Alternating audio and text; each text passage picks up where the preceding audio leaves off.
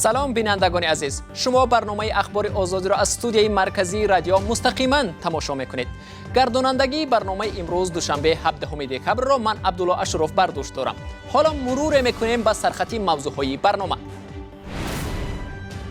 با وعده اوه به وطن برگشت اما بازداشت شد. مهتدی عبدالقادروف برادرزاده مفتی تاجیکستان سید مکرم عبدالقادرزاده را پس از بازگشت از عربستان سعودی به پیروی از مذهبی ممنوعی سلفیه متهم کردند. جنایتکاران پگاندار از مهاجران کاری تاجیک گوسفند قربانی ساختند. خادمان FSB روسیه به قتل 6 نفر مهاجر تاجیک عیبدار میشوند.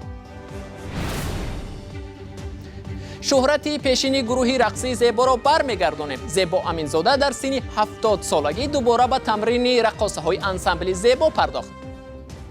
نمودتون ناز چه سیرش در چی میگه؟ من فکر میکنم پیش از همه که سیرش همین که من در صنعت کار میکنم.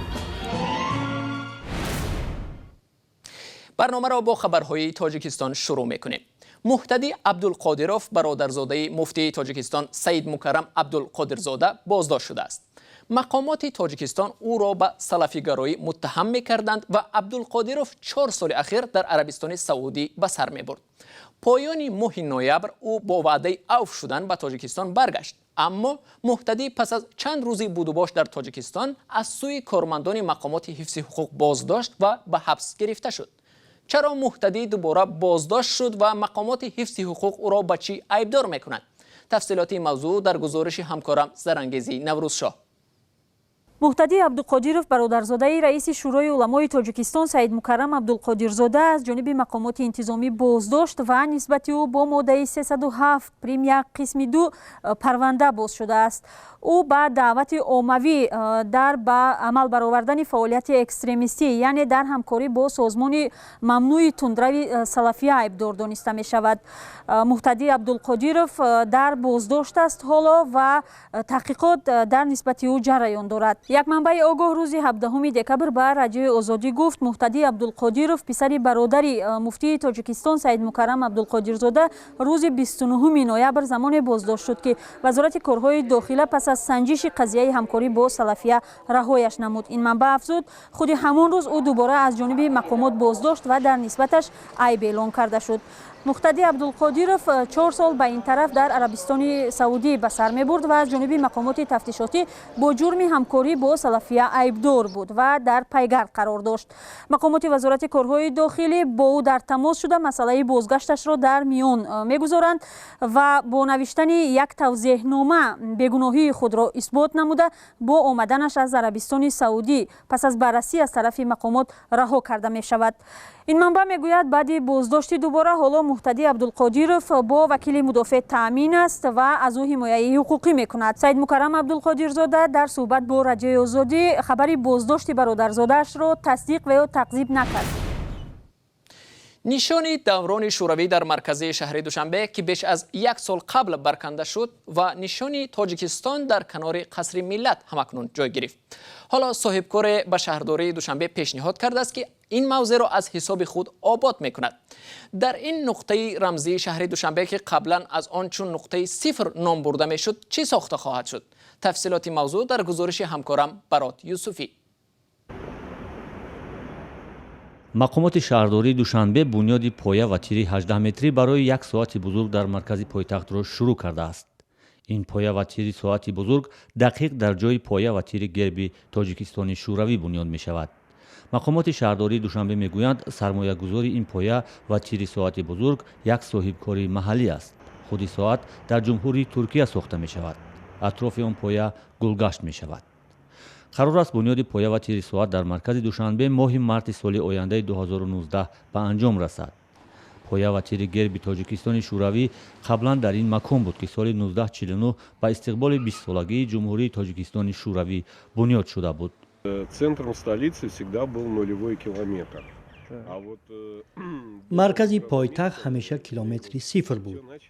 برای ساختن مجمع گرب تاجیکستان شوروی محض نزدیک بینای گلاوپشت سابق انتخاب کرده شد و محض نقطه ساختمان گرب مرکز جغرافی شهر ما انتخاب شده بود. Вот это был географический центр нашего города. моҳи декабри соли 2015 муҷассамаи герби тоҷикистони шӯравӣ дар ин мавқеъ тахриб карда шуд. сабаби тахриби ин муҷассамаро мухолифат ба нақшаи генералии шаҳри Душанбе унвон карда буданд. Наша столица рождена советской властью. Наша столица... پایتخت ما زاده حکومت شوروی است. پایتخت ما زاده بنیاد دولت تاجیکستان شوروی است. با شرافت آن ما زندگی داریم و با شرافت آن پایتخت ما اینجاست. البته ضرور بود که مجسمه گرب کهنه را به پاس خاطر گذشتگانمان بنیاد شدن این دولت تخریب نمی‌کردند. нашим прошлым создание этого государства. дар моҳи августи соли 2011 дар Душанбе дар наздики майдони муҷассамаи Исмоили Сомонӣ маҷмӯаи герби тоҷикистони муосир бо баландии 45 метр ва майдону гулгашт бунёд карда шуд. он замон пояи герби шӯравӣ низ дар ин мавқеи худ устувор буд. дар ин мавқеъ ки ҳоло бунёди поя ва тири соати бузург бунёд мешавад ва қаблан муҷассамаи герби тоҷикистони шӯравӣ буд, аз соли 1934 то соли 1949 муҷассамаи 4 метри Иосиф Сталин, яке аз раҳбарони мустабиди иттиҳоди шӯравӣ, зеб медод. акнун ҷои пои муҷассамаи Сталинро поя ва тири 1 соати муқаррарӣ иваз хоҳад кард. қатли муҳоҷири тоҷик барои тарсонидани соҳибкорон дар Русия.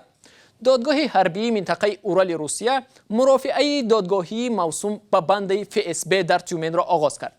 ин парванда тафсилоти даҳшатноки қатлу куштори муҳоҷирони кории тоҷикро аз сӯи гурӯҳи ҷиноии иборат аз ходимони ФСБ хадамоти федералии бехатарии Русияро боз мекунад.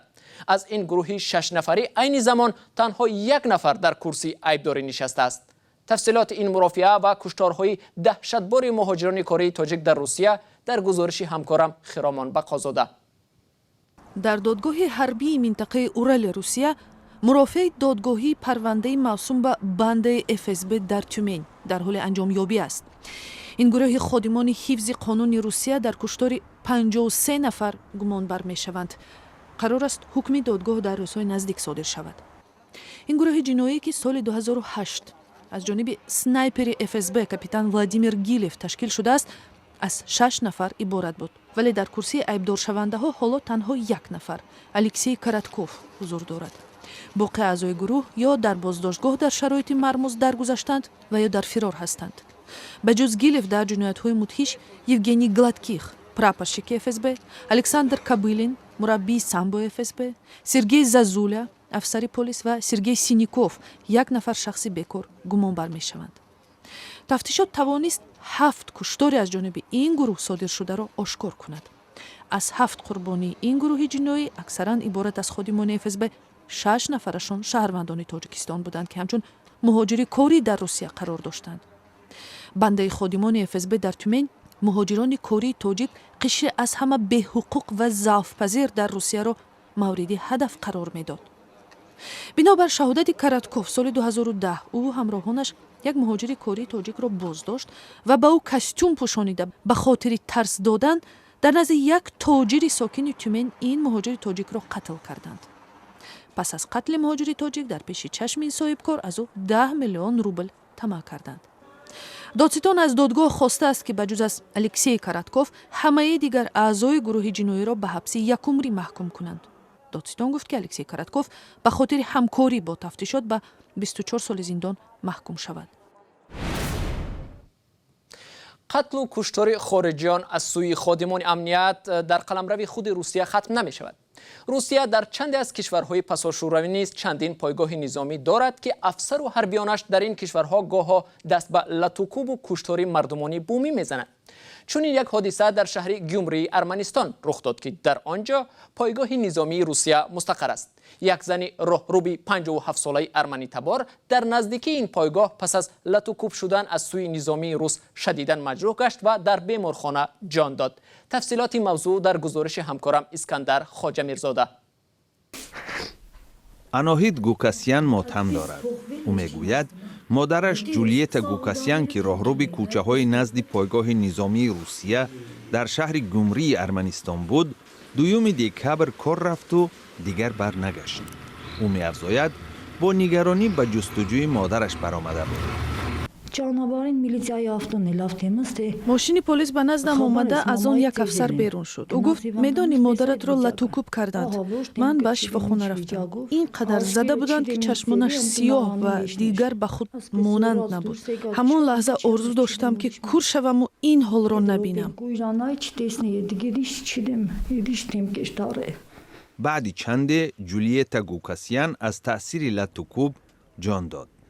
منصبداران ارمنی میگویند 11 دکبر یک نظامی پایگاه روسیه با اتهام کشتار گوکاسیان بازداشت شد. خبرگزاری اینترفکس نوشته است که نظامی متهم در کشتار را در محبس پایگاه نظامی روسیه نگه می‌دارد. دادستانی ارمنستان هم تا حال شرح نداده است که محاکمه این نظامی در دادگاه ارمنستان دایر خواهد شد یا نه. این کشتار بسیاری از ساکنان ارمنستان را به غضب آورده است، زیرا نظامیان پایگاه روسیه که سر از سال 1991 در این جمهوری سابق شوروی مستقر می باشند در چندین جنایت وزنین دست داشتند. سال 2015 هم سرباز قطاری والری پرمیاکوف 7 عضو یک عائله ارمنی و از جمله 2 کودک را به قتل رساند. محاکمه او را دادرس‌های ارمنی در داخل پایگاه روسیه گذرانیدند. پرمیاکوف به حبس ابد محکوم شد. انتقال او به روسیه باعث اعتراض در ارمنستان شده بود. حامیان حقوق طلب دارند که مقامات ارمنی تحقیق کشتار گوگاسیان را تحت نظارت بگیرند. با فکر من هم اداره دادستانی کل و هم حکومت ارمنستان باید شرح بدهند که بر کدام اساس سرباز روسی متهم به کشتار شهروند ارمنستان در بازداشتگاه پایگاه نظامی روسیه نگهداری می شود. تا حال معلوم نشده است که محاکمه لطوکوب گوکاسیان را که با مرگ این خانم ارمنی انجام یافته است کدام دادگاه بر عهده می گیرد. زیبا امینزاده هنرمند مردمی اتحاد شوروی به سن 70 سالگی می رسد. امینزاده که حدود 20 سال رهبر گروه رقصی آوازدار زیبا بود، دوباره برای احیای آن و به دست آوردن شهرت قبلی گروه کمر بسته است. بر زمین امینزاده مکتب خاصه دائمی رقص را در پایتخت تأسیس داده است. همکارم شهلا عبداللهیوا در استودیوی رقصی امینزاده با این هنرمند هم صحبت شده این گزارش را تهیه کرد که حالا آن را با هم می‌بینیم. وقتی که موسیقی، وقتی که سرود، وقتی که رقص هست، در اونجا خوشبختی هست. بسیاری میپرسند که من شما سن و سالتون یک جوریستی که باشدم، حالا هم شما نمودتون نه است. چه سیرش در چی میگن؟ من فکر میکنم پیش از همه که سیرش همین که من در صنعت کار میکنم.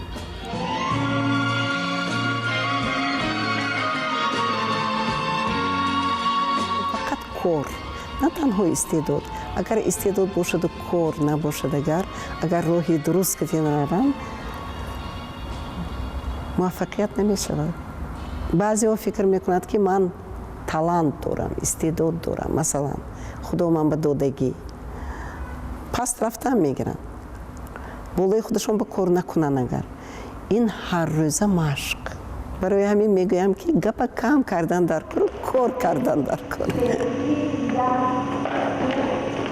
مثلا من می رقص نغوره باز به 3 کروک اینها رقص بای میکنن، چرخ میزنن، این آسان نیست. همه این چی رو طلب میکنن؟ مهنت رو.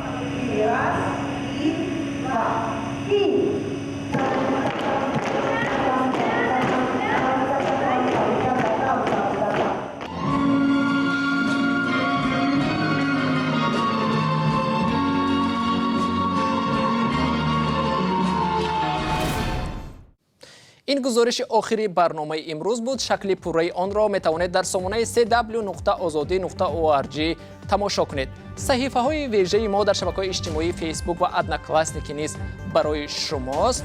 گزارش های ویدیویی را در صحیفه آزادی ویدیو، صحیفه ویژه ما در یوتیوب میتوانید تماشا کنید.